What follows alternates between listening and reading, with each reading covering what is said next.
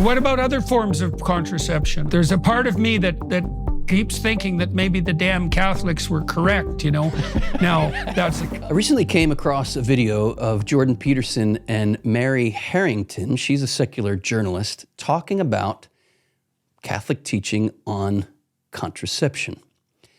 And I love when, I mean, the whole thing wasn't about Catholic teaching, but Jordan kind of is like, I've always wondered if those damn Catholics didn't get it right. But they're just secular thinkers looking at the data, looking at what contraception has done to men, to women, to human relationships, to the environment. And it's always fascinating to me and exciting to me when the secular world is kind of catching up to what the Catholic Church has been saying all along. Let's take a look.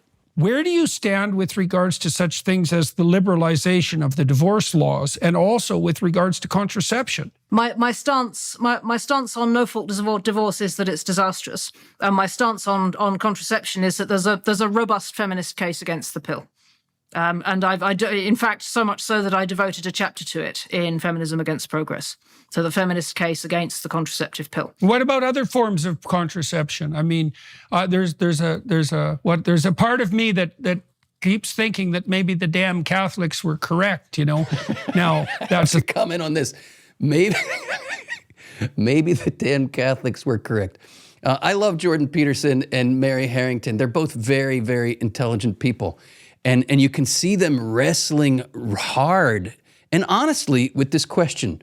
As the video progresses, I think we'll see that from a Catholic perspective, they don't go far enough, but they're entering the ring here and they're wrestling with this and they're saying, hey, we're looking at all this bad fruit. Mary Harrington is very good on this. She's looking at the rotten fruit that has happened in the lives of families, in the lives of women in particular, the rotten fruit from the contraceptive pill. She will talk here about the environmental disaster of the contraceptive pill. And there, in case you're not aware, what she's referring to is the fact that all this estrogen is going into women's bodies. It's coming out in their urine. It's going into rivers. And I read some articles some years ago, like this might not be the exact number, but some ridiculous number of fish in the Potomac River right by D.C., Washington, D.C., something like 80+% of the fish are female, and the male fish are showing female characteristics because of all the chemical manufactured estrogen in the river from the contraceptive pill, right? The typical, cultural elites of the world will not touch that environmental disaster with the 100-foot pole because they know it goes back to the contraceptive pill and our sexual choices, right? Were the damn Catholics right about the contraceptive pill and all forms of contraception? This is what Jordan Peterson is asking, and I am utterly convinced, maybe within my lifetime, the Catholic Church will be vindicated on this issue because the spiral of the culture into utter sexual chaos and gender confusion is the rotten fruit of having embraced a contraceptive mentality. Do the math on what contraception does, and this is where it leads. And this is what wise men and women have understood throughout history, that fertility or the negation of fertility has the power to orient civilization or disorient civilization at its roots. Basic bedrock principle, you don't even have to turn to the Bible to know it. Genitals are meant to generate, right? Eyes are meant for seeing, ears are meant for hearing, lungs are meant for breathing, genitals are meant for generating. This is the very fountainhead of civilization, right? When we civilize our sexual appetite and put it at the service of the next generation, that is where civilization begins. When we render our genitals unable to generate, it's only a matter of time before civilization itself degenerates. Let's see where they go with this. It's a thought that I haven't been willing to entertain fully. Well, you can make a case that it might be possible for sensible people to use some intelligence when it comes to family planning. But, you know, the evidence... Pause, Jordan. Jordan, God bless you, brother. Keep wrestling. And you're right. We can and should use our intelligence when it comes to planning the size of our family. But may I propose, it is not intelligent to use our intelligence to render our genitals unable to generate. Why is that not intelligent? Because we are reducing ourselves to the level of animals when we do that. What do I mean? Why do we spay and neuter our dogs and cats? Why don't we just ask them to abstain to keep the pet population down? Well, we all know the answer to that. They can't abstain. Well, guess what we're doing to ourselves when we render our genitals unable to generate? We're reducing ourselves to the level of mere animals. We are robbing ourselves of our proper capacity of free will and reason. We are putting our reason at the service of something unreasonable, and we're putting our freedom at the service of something that will rob us of our freedom. Let me put it to you this way. Contraception was not invented to prevent pregnancy. We already had a 100% safe, 100% reliable way of doing that. It's called self-control. They say that need is the mother of invention, right? Well, what was the need that mothered, how about that? Mothered contraception. Contradiction in terms, right? What was the need that mothered contraception? Well, it wasn't really a need. It was just the struggle we have, the difficulty we find in gaining mastery of our sexual desires. Yeah, that's a battle.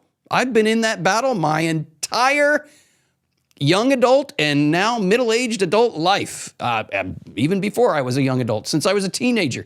I've been in the battle of trying, with more or less success on some occasions and more or less failure on others, of gaining mastery of my own sexual desires. But we cannot deny these simple, basic truths, right? What is authentic sexual freedom? Our culture says sexual freedom is do whatever you want, indulge all those impulses and desires. I propose, and I find it entirely reasonable, and I think you will too, that authentic sexual freedom is not the liberty to indulge my compulsions. It is liberation from the compulsion to indulge. Only such a person who is master of his or her sexual desires can then put those desires at the service of civilization. Jordan, if we use our intelligence to master our desires, we will have what you're looking for. If we use our intelligence to invent things to skirt the difficulty and responsibility of gaining mastery of our sexual desires, you don't solve anything. Civilization's over, right? Takes some time, but that's what we're living through now, right? Let's go back to the video. That's the way things have turned out is pretty damn shaky. So I'm curious about your stance on contraception in general. I'm very ambivalent on this, to be honest. I think my central objection to the contraceptive pill is its transhumanist characteristic. And so I have a blanket objection to hormonal. There she means, because I know her thought. I have her book and I've seen some other videos of hers. She's calling the pill, rightly so, transhumanist. In other words, it's turning the human being that we call a woman into something that a woman is not by her nature. What is a woman by nature? What does the word nature mean? It comes from the Latin natus, to be born, right? To generate, to give birth. Natus, the natural reality of a woman, is she's the kind of being that can get pregnant when she has sexual intercourse. The pill is transhumanist because it turns that kind of human being into something other, into a kind of being that can have intercourse and not get pregnant. Well, that is a direct contradiction, a speaking against of the natural reality of woman.